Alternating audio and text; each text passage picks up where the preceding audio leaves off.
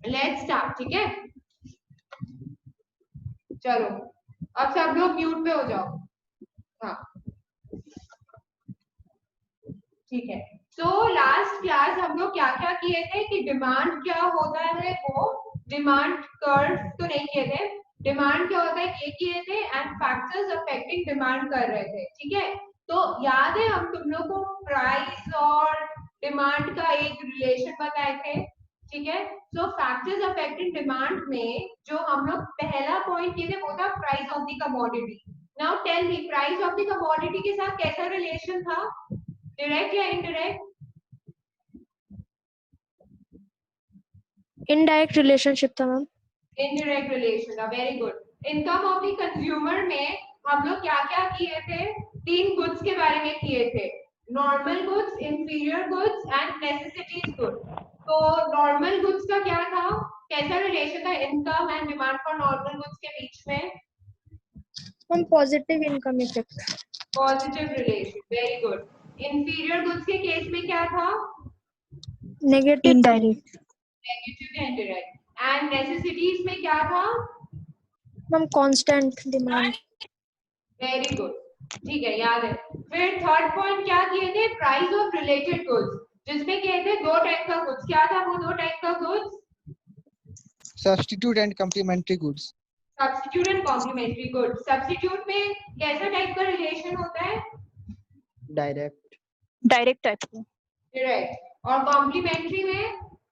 Indirect. Indirect. Taste and preferences of the consumers था, favourable change होगा taste में तो डिमांड क्या होगा, इंक्रीज या डिक्रीज? इंक्रीज। और अगर अनफेवरेबल चेंज हुआ तो? डिक्रीज। डिक्रीज। और प्राइस एक्सपेक्टेशंस का एक पॉइंट किए थे, तो उसमें क्या था, अगर फ्यूचर में यू आर एक्सपेक्टिंग कि price will increase, then tell me present effective demand क्या होगा, increase? Demand will ma'am demand decrease होगा मैम। इफ फ्यूचर में Demand एक्सपेक्ट will कर रहे हो प्राइस increase. बढ़ेगा तो अभी डिमांड कम करोगे? यस मैम कम Increase. करेंगे। यस। ओ सॉरी मैम इंक्रीज। नहीं मैम इंक्रीज होगा। मतलब एकदम फ्लो में तुम बह ही जा रहे हो ना, इंक्रीज डिक्रीज इंक्रीज डिक्रीज, मतलब मैम अब बिना गलती से सोचे समझे भी बोलोगे। डिक्रीज होगा। फ्यूचर में अगर लग रहा है कि आईफोन अभी 60,000 का है, फ्यूचर में लग रहा है अरे आईफोन वही आईफोन 70-80 हजार का हो जाएगा, तो क्या करोगे, अभी खरीद लोगे ना या फ्यूचर का वेट करोगे कि नहीं हम मैम तो अभी खरीदेंगे। होगा तभी खरीदेंगे? ऐसा तो Yes, नहीं ma'am. है। तो फिर फ्यूचर में if you expecting कि price will increase, you are going to buy more at present, तो present effective demand is going to increase, ठीक है। Increase. और कोई भी पॉइंट किए थे क्या, गवर्नमेंट पॉलिसीज आई गेस किए थे? Yes ma'am. Yes ma'am. तो गवर्नमेंट पॉलिसीज में टैक्सेस था एंड सब्सिडीज था, तो टैक्सेस बढ़ेगा तो डिमांड पे क्या असर होगा? डिक्रीज होगा। Decrease. Decrease. Okay good. And subsidies मिलेगा तो डिमांड पे क्या असर होगा? इंक्रीज। Increase होगा। Okay perfect. और कोई पॉइंट किए थे क्या? Size and composition of population.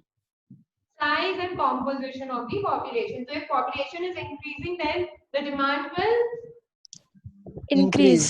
very good. And if population is decreasing, the demand is going to decrease. ठीक है। तो अभी पता है और दो फैक्टर्स बच गया था, तो आज जो फर्स्ट टाइम क्लास कर रहे हैं प्लीज आप ये दो फैक्टर्स से जो बच गया था वो समझो, एंड आगे आई अश्योर यू कि सब कुछ समझ आ जाएगा, ठीक है। तो एक और फैक्टर है दैट इज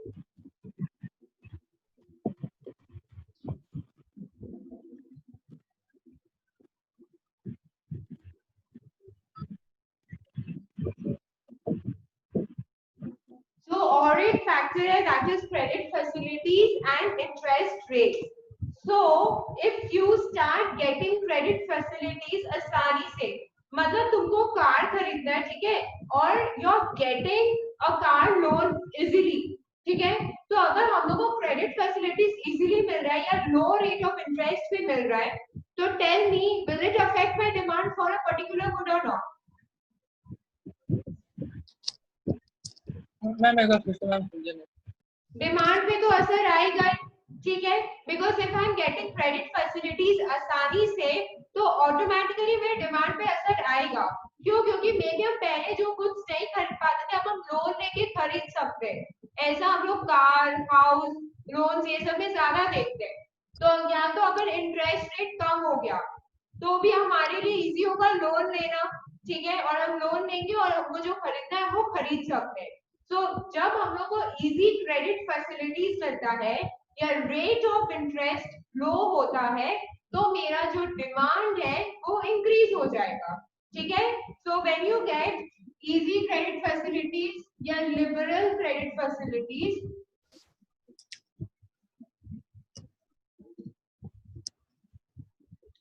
जैसे may be low rate of interest हो गया, नंबर ऑफ इंस्टॉलमेंट्स बढ़ा दिया, मतलब पर इंस्टॉलमेंट 10,000 पहले देना पड़ता था, अब सिर्फ 5,000 कर करके देना है, ऐसा टाइप का, तो डिमांड जो होगा वो बढ़ जाएगा, ठीक है। या लो रेट ऑफ इंटरेस्ट होगा तो डिमांड बढ़ जाएगा। बट इफ समझो अब क्रेडिट लेना ना डिफिकल्ट हो गया, मतलब अब बोरो करना बहुत डिफिकल्ट हो गया, ठीक है, इंटरेस्ट रेट भी बढ़ा दिया, इंस्टॉलमेंट्स भी कम, नंबर ऑफ इंस्टॉलमेंट्स कम कर दिया, इसका मतलब अब पर इंस्टॉलमेंट शायद पैसा ज्यादा देना होगा। तो ऐसे केसेस में क्या है, लोन लेने से इंसान डरेगा, लोन में भी नहीं लेगा, जिसकी वजह से क्या होगा, it is going to impact the demand for a good. तो अगर क्रेडिट फैसिलिटी स्ट्रिक्ट हो गया तो then my demand is going to decrease, ठीक है। Strict credit facilities, then understood this point everyone? thumbs up दिखा देना अगर समझ में आया है तो।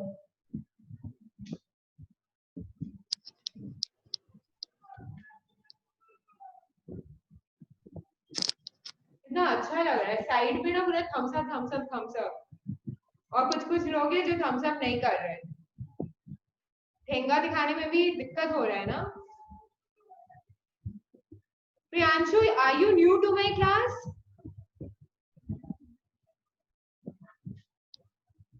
Priyanshu, are you new to my class? Yes, ma'am. Yes, ma'am. Do you have basic idea of demand? Yes. Then it's okay. From which school you हाँ are? Ma'am. कौन से स्कूल से? Ma'am Birla high school. Okay, चलो ठीक है। और last एक factor था जिसपे और डिमांड डिपेंड करता है, that is income distribution. Income distribution, तो इस पे भी मेरा डिमांड डिपेंड करता है। देखो इमेजिन करो, जैसे इंडिया जैसे कंट्री में इमेजिन करने का कुछ है नहीं, मतलब you know unequal income distribution है, राइट, अनइक्वल इनकम डिस्ट्रीब्यूशन है। What do you mean by unequal income distribution? This means that rich is becoming richer and poor are becoming poorer. तो अनइक्वल डिस्ट्रीब्यूशन उसको बोलते हैं, ठीक है, अमीर लोग अमीर होते जा रहे, गरीब गरीब होते जा रहे।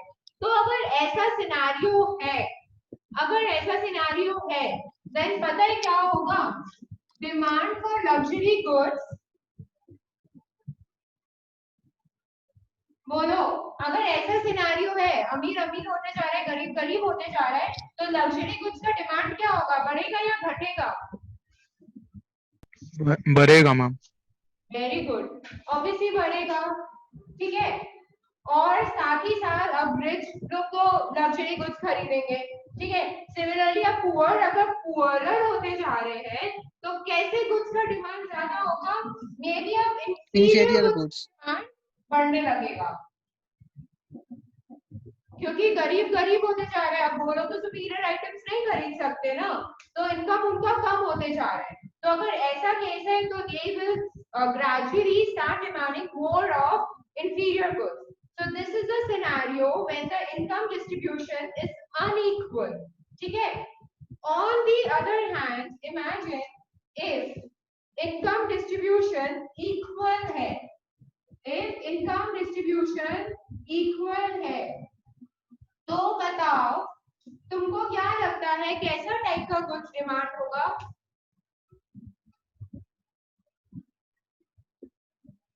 अगर सब लोगों का इनकम एक ही है, ठीक है, तो कैसा टाइप का गुड्स डिमांड होगा? क्या तब वो कुछ क्लासिफिकेशन होगा उस केस में, लग्जरी गुड्स, इंफीरियर गुड्स, ऐसा कोई क्लासिफिकेशन का पॉसिबिलिटी है? ऑब्वियसली तो नहीं है। मैम क्या कोई कुछ बोला क्या? नो मैम नहीं है। हाँ, तो तब ऐसे गुड्स का कोई क्लासिफिकेशन नहीं होगा। तब भाई लग्जरी क्या, सबका औकात तो एक ही है, सब तो एक ही टाइप का गुड्स खरीद सकते हैं, ठीक है। तब पता है कैसा टाइप का डिमांड ज्यादा होगा? नेसेसिटी गुड्स का डिमांड ज्यादा होगा, क्योंकि लोगों का इनकम एक ही है, ठीक है, तो वो सब एक ही टाइप का गुड्स खरीदेंगे और लोग फिर क्या ही खरीदेंगे? नेसेसिटी गुड्स खरीदेंगे। घर सबको चाहिए, घर खरीदेंगे, कपड़ा खरीदेंगे, खाना पीना खाएंगे, बस मतलब जिएंगे आराम से। तो ऐसे केसेस में नेसेसिटी गुड्स का डिमांड ज्यादा होगा, ठीक है। तो ये याद रखना, अनइक्वल डिस्ट्रीब्यूशन और इक्वल इनकम डिस्ट्रीब्यूशन का point. So here we complete our factors which affect the demand for a commodity. So can any one of you tell me हम लोग टोटल कितना फैक्टर्स कर लिए शुरू से एंड तक? काउंट बोलो तो कितना सारा फैक्टर्स हो चुका है? 9 फैक्टर्स हैं। 9 हो चुका है, ठीक है।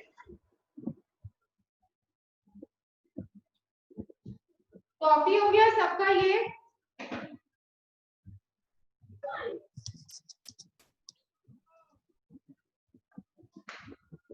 कॉपी हो गया तो अगेन थम्स अप दिखा दो, बोलने का जरूरत नहीं है, आवाज सुनाई देगा नहीं उतना।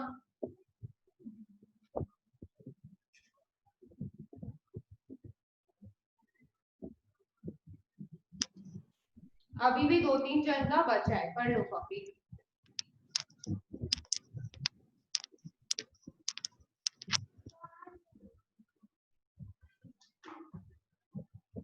फिर नेक्स्ट जो टॉपिक होगा वो डिमांड फंक्शन होगा। देखो आज का भी जो क्लास है ना, इट्स मोर और less revision of what you have already done in class 12। अब नेक्स्ट क्लास से जो जो चीज आएगा ना, उसमें बहुत कुछ नया नया चीज आएगा। तो अभी स्टार्टिंग में फिर भी जाना पहचाना चीज लग रहा है, आगे क्या है, धीरे धीरे नया नया कॉन्सेप्ट आएगा। तो क्लास में एकदम ध्यान देना, ये नहीं कि आता है तो छोड़ो ना मैम कुछ भी बोल रही है, ऐसा नहीं होना चाहिए। इरेज कर रहे, ठीक है।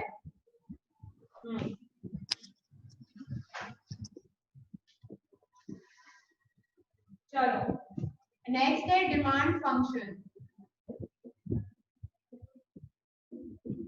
Demand function is nothing but a functional relationship. अब रिलेशनशिप किसका? लड़का लड़की का नहीं, relationship between demand and it's determinant. Simple सादा सा चीज। डिमांड फंक्शन क्या है? एक फंक्शनल रिलेशनशिप है, किसके बीच में? नाम से ही समझ में आ रहा है, डिमांड। अब डिमांड तो बहुत सारी चीजों पे डिपेंड करता है ना, तो डिमांड फंक्शन क्या होगा? Functional relationship between the demand and the factors affecting demand और इट्स डिटरमिनेंट्स, ठीक है। So that is demand function, functional relationship between demand for a product and its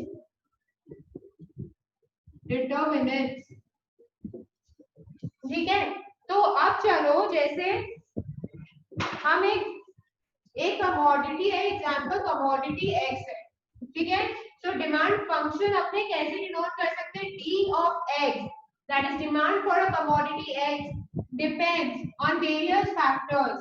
जैसे अभी ये थे ना प्राइस ऑफ द कमोडिटी, अभी हम लोग जो करेंगे, मतलब जो हम डिटरमिनेंट सिखा रहे हैं, ये इंपॉर्टेंट डिटरमिनेंट्स है, ठीक है। तुम लोग को पता है हम लोग 9 फैक्टर्स किए हैं, बट और भी सारे लिख सकते हैं, बट हम कुछ इंपॉर्टेंट ही फैक्टर्स लिखेंगे। प्राइस था, ठीक है, प्राइस ऑफ रिलेटेड कमोडिटीज था, income of the consumer, taste and preferences of the consumer, then और तुम क्या पॉइंट लिख सकते हैं? Future expectations of the price, F लिख सकता है, ठीक है। और भी तुमको पता है बहुत सारा फैक्टर्स है जिस पे डिमांड डिपेंड करता है, तो हम लोग सब कुछ लिख सकते हैं, ऑब्वियसली। तो बस ये याद रखना कि डिमांड क्या है, फंक्शनल रिलेशनशिप जो आपको बता रहे हैं कि आपका जो डिमांड है for a particular product x वो बाकी सारे फैक्टर्स पे कैसे डिपेंड कर रहा है। ठीक है, और भी फैक्टर्स है जैसे गवर्नमेंट पॉलिसी तो जी लिख दो, ठीक है, फिर क्या था इनकम डिस्ट्रीब्यूशन तो एन लिख दो, वो सब चलते जाएगा। बस ये याद रखना कि क्या बोलता है डिमांड फंक्शन। ठीक है, क्लियर सबको? ये अब्रिविएशन क्लियर है ना? P stands for price of the commodity, price of good X, X का price basically, price of related commodities इसमें सब्स्टिट्यूट कॉम्प्लीमेंट्री था, इनकम को y से डिनोट किया है, T is for taste and preferences, F is for what, F क्या चीज था हम भूल गए, फ्यूचर एक्सपेक्टेशंस अबाउट प्राइसेस।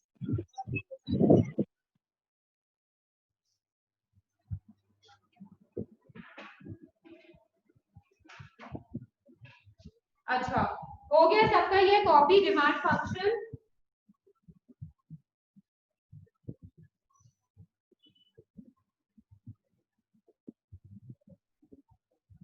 श्रुति हो गया? रौनक तुम था मेरा लास्ट क्लास में? नहीं मैम, मेरा पहला क्लास था आज, पहला क्लास है मेरा आज। वो तुम्हारा भी पहला क्लास है, तो तुम कौन हाँ से मैम। स्कूल से है? DPS New Town. Sorry? DPS New Town. Oh yes, oh Anirudh, Anirudh हाँ। क्लास कर रहा है ना? हाँ कर रहा है। चलो, तो डिमांड फंक्शन ये था। ठीक है, अब चलो नेक्स्ट करते हैं लॉ ऑफ डिमांड।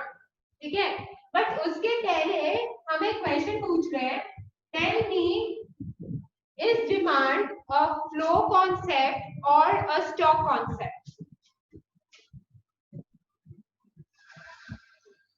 क्या कोई कुछ बोला? डिमांड फ्लो कॉन्सेप्ट है या स्टॉक कॉन्सेप्ट? फ्लो कॉन्सेप्ट है। Flow concept. Flow concept, flow ma'am concept क्यों? स्टॉक,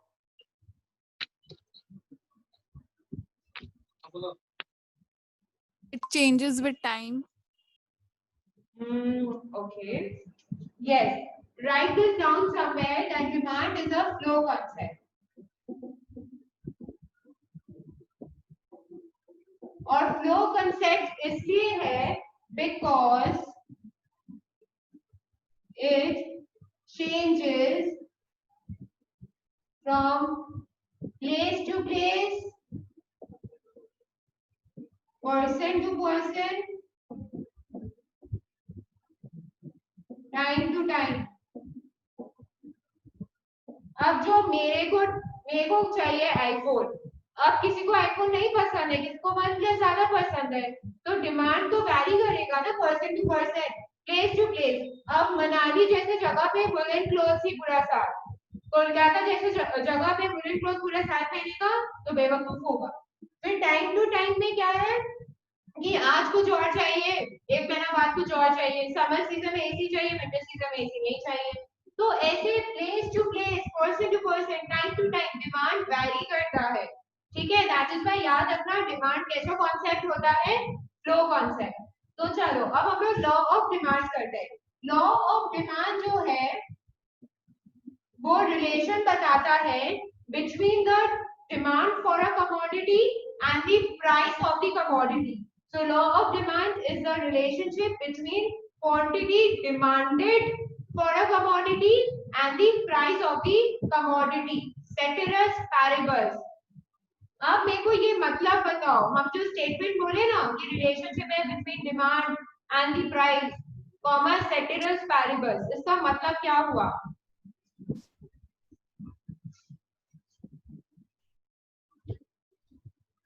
मतलब बोलो इसका, लास्ट क्लास जो था उनको हम समझाए थे ceteris paribus का मतलब क्या होता है। मैम सारा दूसरा फैक्टर कांस्टेंट रहेगा। All the factors unchanged. All the factors affecting demand are constant. Very good.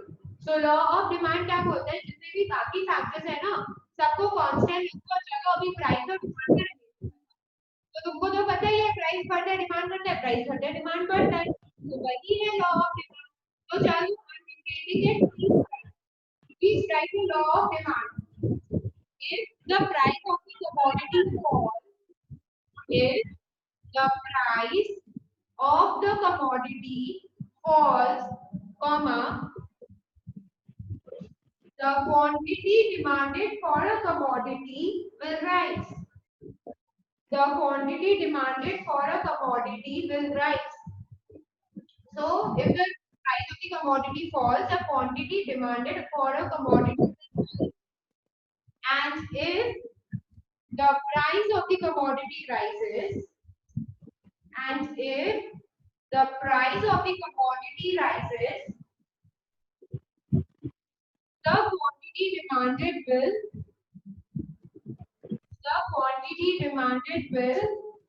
or Fall. quantity demand क्या होगा प्राइस बढ़ेगा तो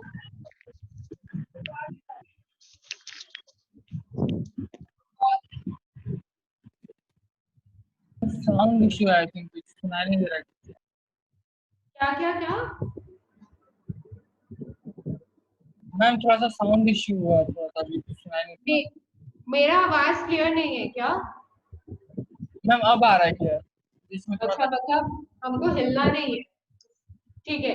सो लॉ बोलता है if the price of the commodity falls, the quantity demanded of a commodity rises, and if the price of the commodity rises, the quantity demanded of a commodity falls, comma ceteris paribus, comma ceteris paribus, ठीक है।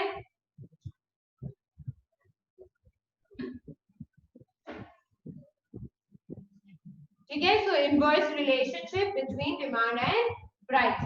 तो ये था मेरा law of demand, ठीक है। अब जो नेक्स्ट हम लोग करेंगे, next topic is demand schedule.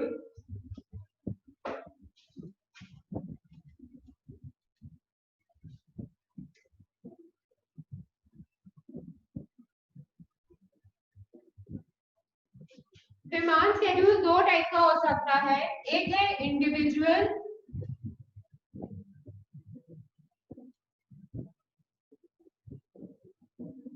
और एक है मार्केट डिमांड स्केड्यूल, ठीक है। अब what you mean by this demand schedule का मतलब क्या होता है? इट्स बेसिकली एक टैब्यूलर रिप्रेजेंटेशन, मतलब आपको एक टेबल पे बता दे रहा है कि डिफरेंट प्राइस है, आप डिफरेंट प्राइस पे कितना कमोडिटी डिमांड करोगे वो आपको बताता है demand schedule. So demand schedule is nothing but a tabular representation showing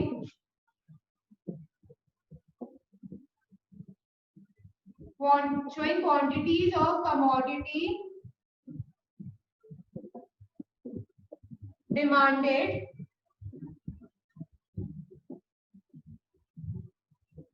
at different prices.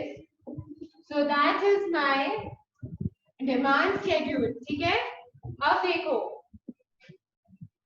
नाम से समझ में आ रहा है, अगर दो टाइप का शेड्यूल है इंडिविजुअल एंड मार्केट, तो इंडिविजुअल नाम से क्या समझ में आ रहा है, मतलब इंडिविजुअल डिमांड शेड्यूल तुम लोग को क्या लगता है कि क्या डिनोट करता होगा?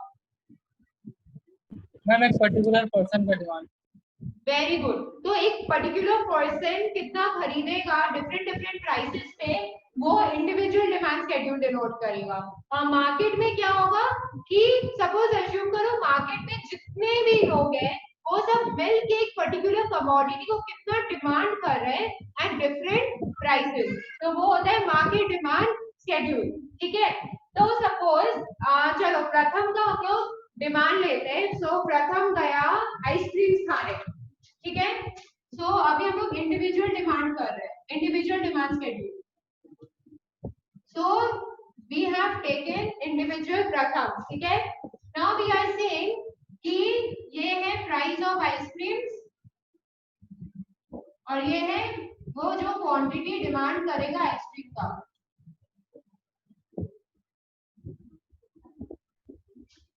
ठीक है। तो जो प्राइस 10 रुपया है, ठीक है, प्रथम डिमांड कर रहा है 2 आइसक्रीम। जब प्राइस 20 हो गया, प्रथम डिमांड कर रहा है कम करेगा या बेसी? इसको ना डिक्रीज 5 लेते हैं वरना प्रॉब्लम होगी। हाँ, तो उसका क्वांटिटी डिमांड कम हो जाएगा, ₹20 हो जाएगा तो मे बी उसका डिमांड 4 हो जाए, फिर जैसे प्राइस बढ़ेगा उसका डिमांड घटेगा। सपोज 3 हो गया, फिर 40 हुआ तो 2। तो ये जो है ये है तुम्हारा इंडिविजुअल डिमांड शेड्यूल, जो तुमको बता है कि इंडिविजुअल कितना डिमांड करेगा eight different prices during a particular period of time. ठीक है, so that is individual demand schedule. This is an example of individual demand schedule. तो ये प्रथम का डिमांड है।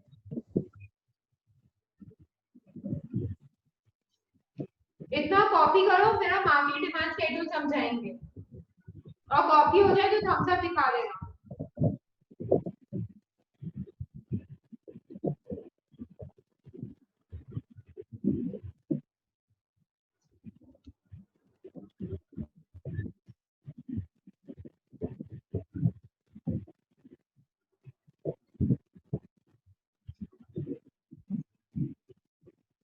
काय में दे के रख देना।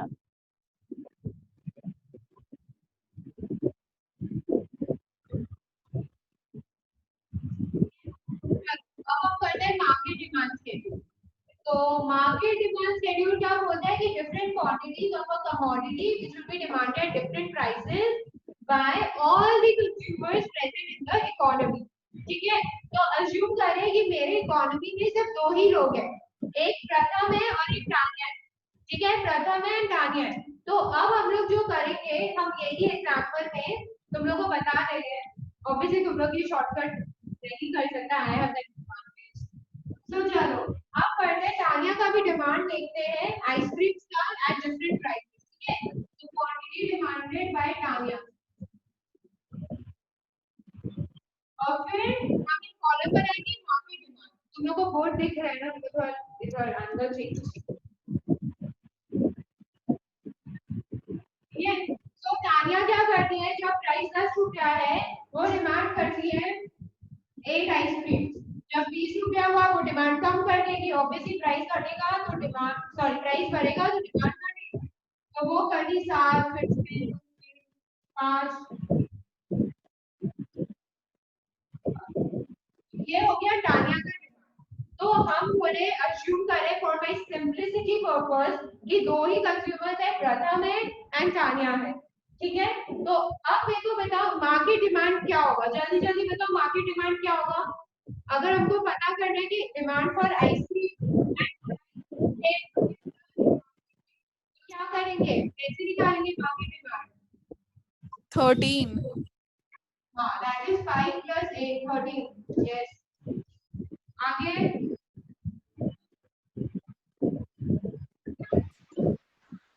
बोलो, आगे बोलो, मतलब कैलकुलेशन देखिए। 11. ठीक है, क्लियर सबको मार्केट डिमांड? तो डिमांड शेड्यूल क्लियर हो गया।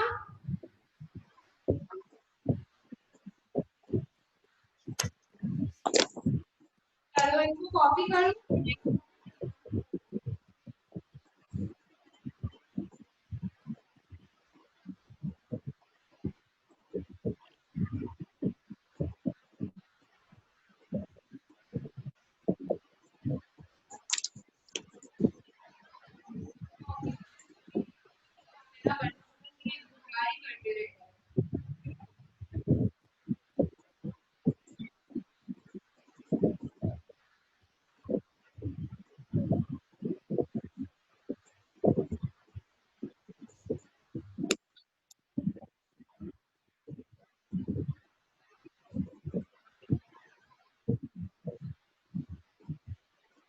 हो गया कॉपी?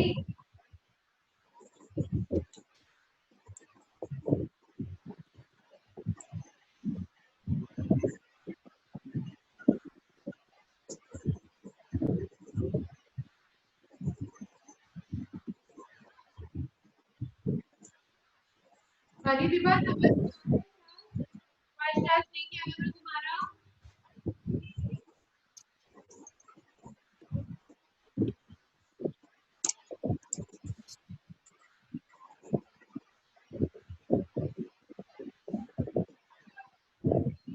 और डिमांड कर्व।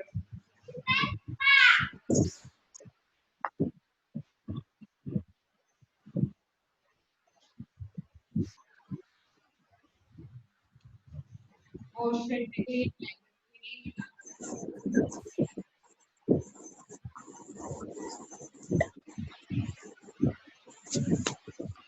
आइसक्रीम का प्राइस क्या लिए थे?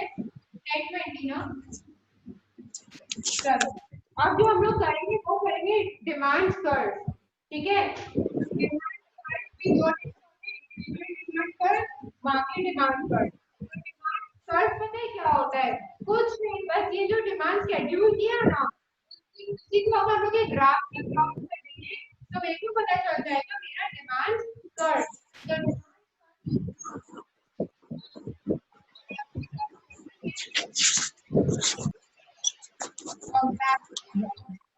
मैम साउंड एकदम नहीं आ रहा है। मैम आपका साउंड नहीं आ रहा है। अभी वॉइस ठीक है? हाँ मैम अभी ठीक। ठीक है। So demand curve is what? A graphical representation of demand schedule.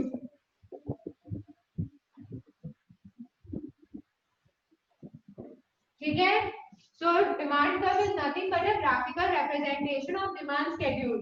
तो अभी जो तुम लोग डिमांड स्केड्यूल दो टाइप का किया, individual and market demand schedule. यही अगर तुम लोग प्लॉट करेगा एक पेपर में तो तुमको डिमांड कर्व मिल जाएगा। तो चलो इंडिविजुअल डिमांड कर्व अगर नाम से ही समझ में आ रहे हैं, it will be from the point of view of a single individual. तो अपने केस में जैसे पहले हमने इंडिविजुअल डिमांड में क्या एग्जांपल लेते प्रथम का, तो चलो प्लॉट करते हैं उसका कर्व। एक्स एक्सिस पे क्या होता था? Quantity demanded. और वाई एक्सिस पे प्राइस। तो प्राइस जब 10, 20, 30, 40, ठीक है, 1 2 3 4।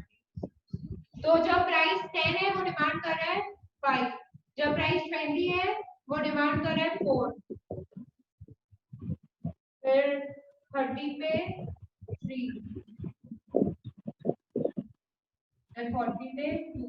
तो ये जो ऑब्टेन हुआ that is demand curve. Obviously मेरा लोग अच्छे से पूरा बनाना, ठीक है। तो ये हो गया इंडिविजुअल डिमांड कर्व। ऐसा डायग्राम हम लोग पहले किए थे, याद है कौन से पार्ट में करवाए थे ऐसा डायग्राम?